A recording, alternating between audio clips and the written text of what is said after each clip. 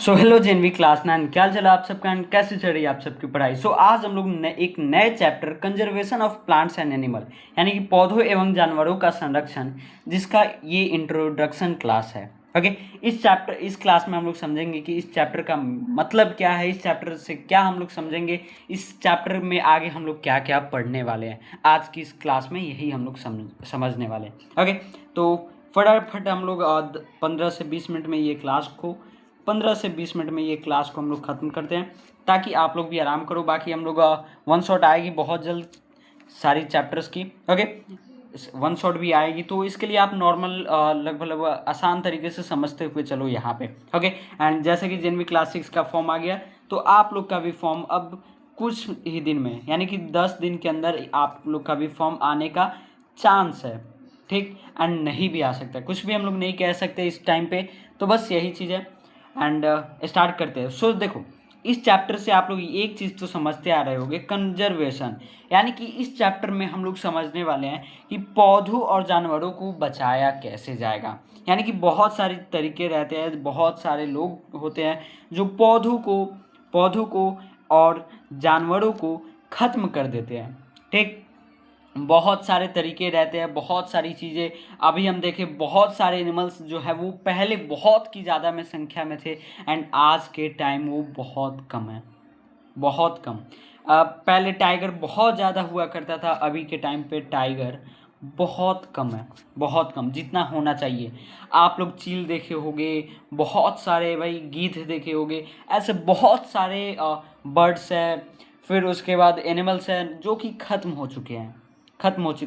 तो उन्हीं चीज़ को हमें देखना है कि हम लोग इनकी संरक्षण के लिए, इनके बचाव के लिए क्या कर रही है सरकार, कैसे हम लोग को करनी है, इस चीज़ को हम लोग जानने वाले हैं आज की इस क्लास में। ओके, तो सबसे पहले हम लोग समझते हैं, आगे बढ़ते हैं। तो देखो, ये जो कंजर्वेशन यानी कि संरक्षण है, इसका मतलब क्या होता है। तो conservation is the protection and wise use of plants, animals and natural resources for present and future generations। यानी कि देखो, जितने भी पौधे, जंतुओं और प्राकृतिक संसाधनों की रक्षा करना, ताकि वर्तमान और आने वाली पीढ़ियों इनका लाभ उठा सके। देखो क्या होता है, अभी जैसे प्लांट्स, ठीक, प्लांट्स है, इनसे बहुत सारी हेल्प मिलती है हमें। क्या मिलती है? बहुत सारी हेल्प मिलती है हमें। ठीक, तो इन्हें अगर हम बचाएंगे तो एक पहली तो हमारे लिए प्रेजेंट, तो ये प्रेजेंट में मदद करेगा, साथ ही साथ फ्यूचर में भी मदद करेगा ना भाई। फ्यूचर में भी मदद करेगा कौन? ये आज के टाइम पे कंजर्वेशन करना, यानी कि आज के टाइम पे अगर हम संरक्षण करते हैं किसी भी चीज़ का, तो वो हमें अभी प्रेजेंट में, साथ ही साथ फ्यूचर में भी हमारी मदद करने वाला है। समझ रहे हो? अब देखो, इसी चीज़ में एक और चीज़ आता है बायोडाइवर्सिटी, यानी कि जैव विविधता। अब हम जब कंजर्वेशन को पढ़ेंगे तो इससे पहले हमें मेन पढ़ना पड़ता है बायोडाइवर्सिटी, यानी कि जैव विविधता। जैव विविधता क्यों इम्पोर्टेंट है, इससे पहले हम लोग एक और चीज़ समझ लेते हैं कि हम संरक्षण क्यों करें। ठीक, तो देखो, पहले तो भाई हमें करना क्या है, मेंटेन्स इकोलॉजिकल बैलेंस, यानी कि पारिस्थितिक जो संतुलन रहता है उसे बनाए रखना है। अब देखो, इससे क्या होगा अगर हम बचाएंगे नहीं। जैसे अगर हम केवल धरती पे ह्यूमन रहेगा, केवल मनुष्य रहेगा, क्या इससे काम चलने वाला है? नहीं चलने वाला है। पहले के टाइम पे जो खेत वगैरह होती थी, ठीक, उन्हें जुताई के लिए हमें अभी के टाइम पे तो ट्रैक्टर वगैरह है, उस टाइम पे नहीं था। तो कौन मदद कर रहा था? एनिमल्स कर रहे थे, जानवर कर रहे थे, जो कि अभी भी मदद कर रहे हैं। अभी दूध जो है वो कौन दे रहा है? एनिमल दे रहा है, तभी हम लोग तो भाई दूध, दही, मक्खन, ये सारी चीज़ें खा रहे हैं। तो ये चीज़ मदद कर रहा है। साथ ही साथ provides food, medicine and raw materials. बहुत सारे भाई मेडिसिन वगैरह होती है जो एनिमल्स के कारण ही बन पाती है। ठीक, एंड सपोर्टिव लाइफ रहती है हम लोगों की, दोनों मिलकर रहते हैं। ठीक, एंड ब्यूटी, नेचुरल ब्यूटी, जो अगर हम प्लांट्स वगैरह रहती है उससे नेचुरल ब्यूटी बढ़ती है। ठीक, एंड साथ ही साथ हैबिटेट्स रहती है। ठीक, प्राकृतिक सुंदरता और क्या, आवासों में बदलाव रहता है, चेंजिंग रहता है, हर चीज़ रहता है, समझो। अब देखो जो है भाई बायोडाइवर्सिटी, ये क्या चीज़ है? बायोडाइवर्सिटी क्या चीज़ है? आपके माइंड में एक सवाल होगा। ओके, तो भाई देखो, बायोडाइवर्सिटी का मतलब है कि किसी क्षेत्र में पाए जाने वाले विभिन्न जीवों की किस्मों और उनकी विविधता को जैव विविधता कहते हैं। यानी कि the variety and variability of living organisms in a particular area. जैसे बहुत सारे जगह पे भाई क्या चीज़ पाए जाते हैं? बहुत सारे जगहों पे बहुत चीज़ें पाई जाती है, ठीक, बहुत चीज़ें पाई जाती है, वही उस जगह का जैव विविधता है। अब देखो यार, देखो मैं एक यहाँ से हटाकर एक बोल रहा हूँ, जैसे भाई बहुत सारे एरिया में, जैसे मैं बिहार से हूँ, बिहार में लिट्टी चोखा प्रसिद्ध रहता है, तो एक हिसाब से ये भी एक बायोडाइवर्सिटी हो गया, एक विविधता हो गई, ठीक। तो एक समझाने के लिए मैं बताया हूँ, तो बायोडाइवर्सिटी का भी वही मतलब है, एक स्पेसिफिक डाइवर्सिटी, जो एक क्या होता है, एक variety and variability of living organism in a particular area. यानी कि किसी क्षेत्र में विभिन्न प्रकार के जीवों के को पाना ही जैव विविधता है, इतना समझ में रख लो, ठीक। उसके बाद आता है भाई अपना कि जब ये चीज़ हो गया तो भाई इसके बाद हमारे लिए जो जैव विविधता है वो और क्या क्या चीज़ से हम लोग करते हैं, जैव विविधता के घटक कौन कौन से हैं? तो क्या जैव विविधता केवल एक ही चीज़ में है? क्या जैव विविधता केवल प्लांट्स में ही है? नहीं भाई, जैव विविधता प्लांट्स में है ही, एनिमल्स में भी है, माइक्रो ऑर्गेनिज्म में भी है, और कहाँ कहाँ है भाई? यहाँ पे है। ओके, बहुत सारी जगह पे, बहुत सारी जैव विविधता। तो देखो प्लांट्स जो हो गए, इनसे क्या होता है? तो include trees, shrubs, herbs, grasses, ferns, mosses, etc.. यानी कि इसमें जो प्लांट्स हो गया, इनमें बहुत सारी चीज़ें, जैसे अब प्लांट हो गया, झाड़ियाँ हो गई, फिर से जड़ी बूटियाँ हो गई, घास वगैरह भी हो गया, ठीक। उसके बाद फर्न वगैरह भी हो गई, एंड फर्न और काई हो गया, ठीक, जो काई वगैरह रहता है वो चीज़ हो गया। तो ये प्लांट में आ गया। अब एनिमल में क्या क्या आता है?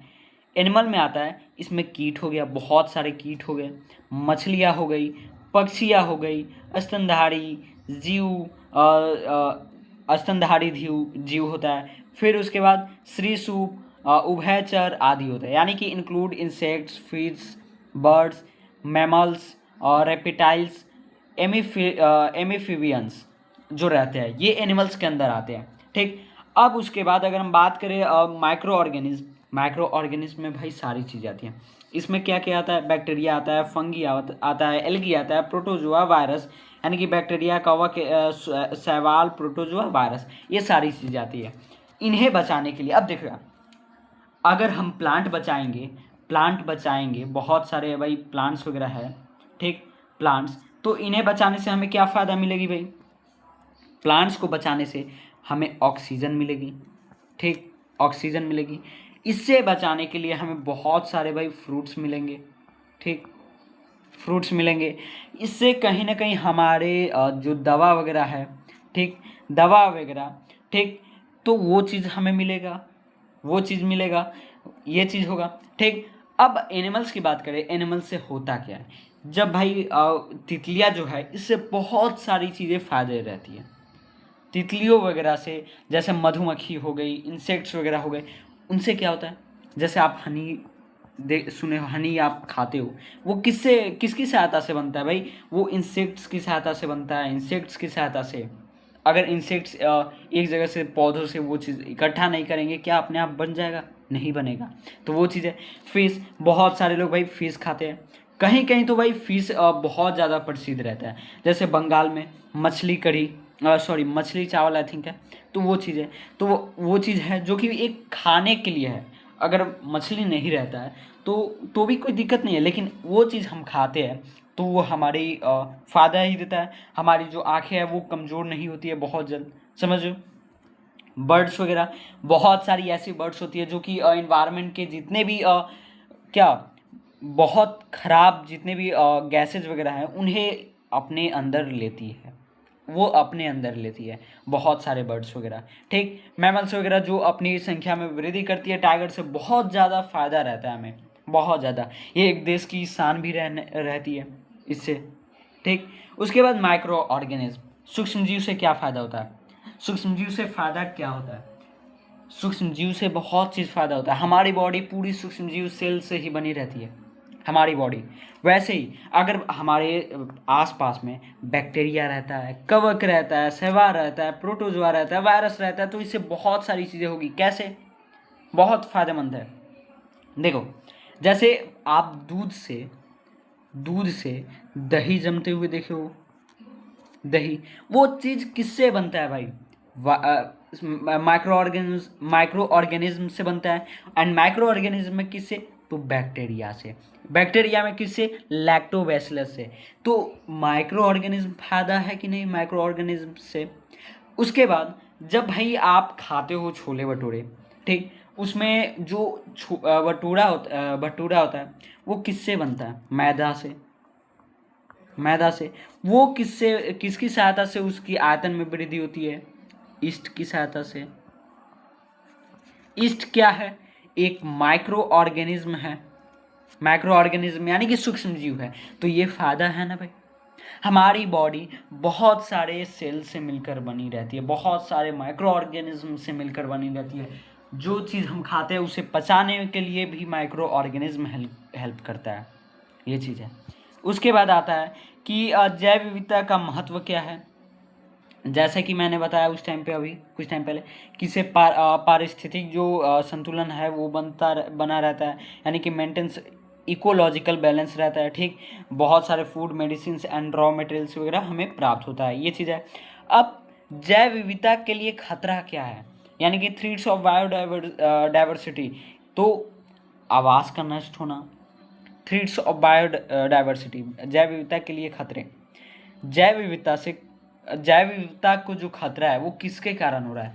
कहीं ना कहीं हाउस के कारण। जो चीज़ हम लोग घर बना रहे हैं उससे कहीं ना कहीं कई सारे जंगले नष्ट हो रही है। एंड जंगले जब नष्ट हो रही है तो उसके कारण बहुत सारे एनिमल्स का भी तो घर नष्ट हो रहा है। तो एक ये चीज़ हो गया। फिर वनों की कटाई, ये हो गया, ठीक। तो वनों की कटाई कब होगी?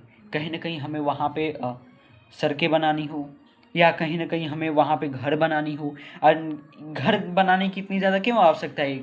जनसंख्या, पॉपुलेशन के कारण। तो ये चीज़ है। फिर पोल्यूशन से बहुत सारे जो बर्ड्स वगैरह है वो भी मरते हैं, पेड़ पौधे पे भी असर पड़ता है इससे, ठीक। अति शोषण होता है। फिर आक्रामक प्रजातियाँ जो रहती है वो उनके कारण भी होता है। एंड बहुत सारे भाई क्लाइमेट चेंज के कारण भी ये चीज़ होता रहता है, ठीक। अब जैव विविधता के उदाहरण कौन कौन से भाई? तो जैसे पौधों के विभिन्न प्रकार हो गए, बहुत सारे टाइप्स के यार प्लांट्स होते हैं, बहुत सारे टाइप्स के। जैसे अब मैंगो का पेड़ हो गया, ठीक, गुआवा का हो गया। ऐसे बहुत सारे प्लांट्स हैं, बहुत सारे प्लांट्स जिनकी प्रजातियाँ अगर हम गिनते रहे तो भाई आप गिनते जाओगे, इतनी है। फिर से एनिमल्स हो गए। Animals, different types of animals रहते हैं। फिर उसके बाद different type of micro organism होते हैं। फिर उसके बाद डिफरेंट इकोसिस्टम होता है, ठीक। फिर उसके बाद और उसके बाद आता है कि हम लोग ये क्विक पॉइंट पढ़ते हैं, ठीक। Earth is rich in biodiversity, पृथ्वी जैव विविधता से समृद्ध है। जैव विविधता जो है इसमें जो अर्थ है इसमें बहुत सारी जैव विविधता है, बहुत सारी, ठीक, बहुत सारी। अब आगे बढ़ते हम लोग थोड़ी मोड़ी समझते हैं। अब इस चैप्टर में थोड़ी मोड़ी हम लोग समझते हैं अपने हिसाब से कि क्या क्या चीज़ है भाई जो चीज़ हमें पढ़ना है इस चैप्टर में। अब देखो, अब इस चीज़ को बचाने के लिए बहुत सारी चीज़ें हो रही है। इन सारे चीज़ों को बचाने के लिए बहुत सारे टर्म्स का प्रयोग किया जा रहा है। यहाँ पे कौन कौन से टर्म्स यार आपके माइंड में होगा? भैया कौन कौन से टर्म्स है जिसका हेल्प हमें लेना पड़ रहा है? ओके, कौन कौन सा है? सो देखो, जैसे कि इंडिया में बहुत सारे राष्ट्रीय उद्यान बनाया जा रहा है, बहुत सारे वन्य जंतु अभ्यारण्य बनाया जा रहा है, ठीक, उनके कारण उनसे भी हमारी चीज़ें इतनी सारी चीज़ें बच रही है। ठीक, उसके बाद जैसे यहाँ पे दिया हुआ है नेशनल पार्क्स यानी कि राष्ट्रीय उद्यान बनाया जा रहा है, वाइल्ड लाइफ सेंक्युरिटीज़ बनाया जा रहा है यानी वन्य जीव अभ्यारण्य, बायोस्फीयर रिजर्व्स बनाया जा रहा है। तो इनको बनाने का मेन मोटिव क्या है? तो इसका मेन मोटिव ये है conservation of plants and animals, यानी कि पौधों और जानवरों का संरक्षण के लिए ही ये सारी चीज़ें बनाई जाती है। नेशनल पार्क हो गया या वन्य जंतु अभ्यारण्य हो गया या बायोडाइवर्सिटी एरिया हो गया। समझ रहे हो? अब देखो अगर हम बात करें कि क्या इसके लिए इंडिया में कितने राष्ट्रीय उद्यान हैं, कितने नेशनल पार्क्स हैं, कितने वन्य जंतु अभ्यारण्य यानी कि वाइल्ड लाइफ सेंक्चुरीज है। ठीक, साथ ही साथ बायोस्फीयर रिजर्व्स कितने हैं इंडिया में, टोटल कितने हैं इंडिया में? तो देखो सिंपली मैं यहाँ पे समझो कि अगर हम बात करें टोटल इंडिया में कितने राष्ट्रीय उद्यान है यानी कि नेशनल पार्क, तो 107 है। ठीक, 107 है लगभग 107। फिर उसके बाद वन्य जंतु अभ्यारण्य कितने हैं? तो वन्य जंतु अभ्यारण्य 573 है। ठीक, उसके बाद जैव मंडल आरक्षित क्षेत्र कितने हैं यानी कि बायोडाइवर्सिटी रिजर्व एरिया कितने हैं, बायोस्फीयर रिजर्व एरिया, तो ये 18 है। जैसे कि नेशनल पार्क में आप समझ रहे हो कि भाई नेशनल पार्क में आप समझ रहे हो कि बिहार में जैसे वाल्मीकि आप अभ्यारण्य सुने होंगे, वाल्मीकि राष्ट्रीय उद्यान सुने होंगे, तो वो चीज़ कहाँ पे है? बिहार में है। वो चीज़ आता है किस में है? तो राष्ट्रीय उद्यान यानी कि नेशनल पार्क है ये। ठीक, नेशनल पार्क है। ठीक, ऐसे इंडिया में बहुत सारे पार्क्स हैं, बहुत सारे वन्य जंतु अभ्यारण्य हैं, बहुत सारे बायोस्फीयर रिजर्व एरिया है, ऐसे बहुत सारी चीज़ें। अगर हम नाम बताएं तो मतलब कि जैसे वन्य जंतु अभ्यारण्य, तो 573 वन्य जंतु अभ्यारण्य को याद करना पड़ेगा, 573। तो इस चीज़ को हम लोग अब धीरे धीरे नेक्स्ट क्लास में, एक क्लास में हम लोग धीरे धीरे याद करेंगे। ये जैसा कि आप सब जानते हो कि ये इंट्रोडक्शन क्लास है। इंट्रोडक्शन क्लास में थोड़ी मोटी चीज़ें हम लोग जानते हैं कि इस चैप्टर का मेन मतलब, मेन मोटिव क्या है। तो इस चैप्टर का यही मोटिव है कि जितने भी भाई इंडिया में एंड वर्ल्ड में जितने भी भाई प्लांट्स है, एनिमल्स है, उनको कहीं ना कहीं हमें सुरक्षित रखना है, उनका कहीं ना कहीं हमें संरक्षण करना है। जैसे क्या होता है, आपके घर के पास या कहीं पे पेड़ है, ठीक, प्लांट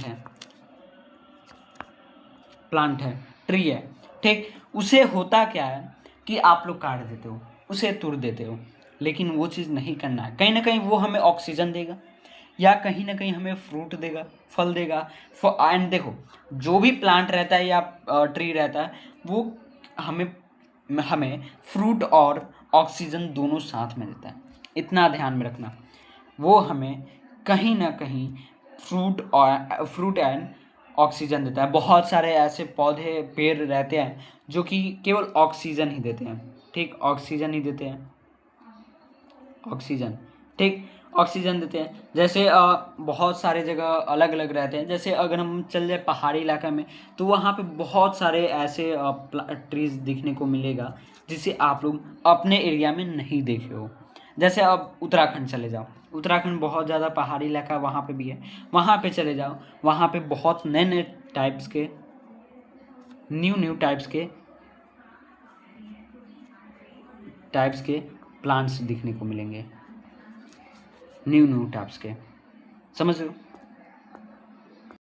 तो ये चीज़ है जो कि इंडिया एंड बहुत सारे अलग अलग जगह पे ये चीज़ है कि हर जगह एक चीज़ नहीं दिखने को मिलेगा।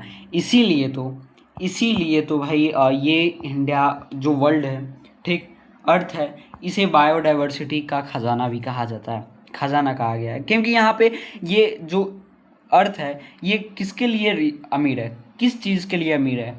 जैसे आप लोग पैसे से अमीर रहते हो, अपनी एजुकेशन से अमीर रहते हो, लेकिन जो ये वर्ल्ड है, ठीक, वो बायोडाइवर्सिटी से अमीर रहता है, जैव विविधता से वो अमीर रहता है। इतना याद रखना अपने माइंड में, ठीक।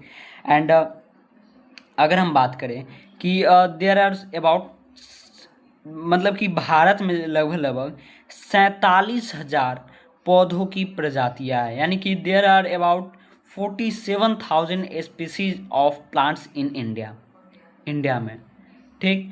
एंड भारत जो है वो 17 विविध देशों में से एक है, ठीक, विविध देशों में से एक है। एंड अगर हम बात करें हर प्रजाति प्रकृति में जो नेचर है उसमें एक बहुत ही ज़्यादा इम्पोर्टेंट रोल अपना दिखाता है, समझ लो, ठीक।